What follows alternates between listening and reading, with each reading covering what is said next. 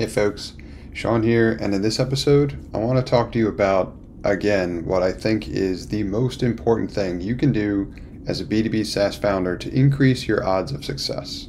And that's to please sell before you build. So I'm getting involved with venture building now. And that means I'm looking for folks who have ideas that they may want to pursue and turn into a successful B2B SaaS business. As such, I'm seeing more volume of what folks are working on, and that's giving me greater insight into the patterns of what's preventing people from being successful. Now, having been down this road myself before, as in having been someone who's built before they sold, and that product and ultimately the business inevitably failed, I've lived this experience. I write about it all the time. I have an email course that walks you through precisely how to do this if you're unsure, but by far the biggest thing that you can do to increase your odds of success if you want to compete in the B2B SaaS world is to sell before you build. Let me talk a little bit about why. Building is very expensive, both capital-wise, as in how much money it's going to take and how much budget you'll need to invest, and time-wise, how long it's going to take for you to ultimately build whatever the first version of your product is. More importantly, if you build in the wrong direction, most or all of what you've built may be useless because you might be building something you can't sell. Think of it this way.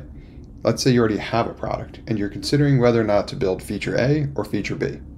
Now, if you go to the customers that you have or prospects or whomever and you say, which of these two features would you be willing to pay for? And if they said they would not pay for feature A, but they would pay for feature B, which one would you build?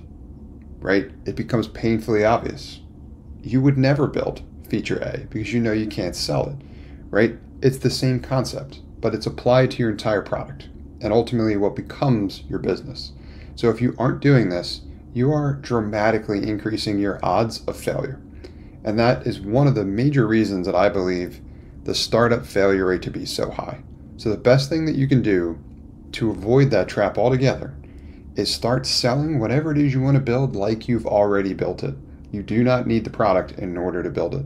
And I walk you through a ton of examples about how to do this, some in great detail in an email course that I created, which is tagged on to the end of these episodes in terms of where you can go to sign up. But that's at my website, nextstep.io/B2B SaaS.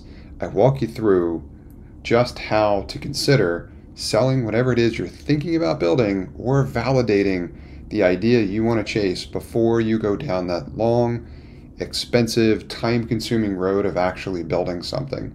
So if anyone, now just to give you an idea in terms of what I'm seeing from a venture building perspective, because I'm looking for more folks to partner with to help them achieve success in this world, if someone comes to me and they've already built something that they have no validation criteria for, I 99% of the time already know they've made a major mistake because of everything that I've talked about in this episode.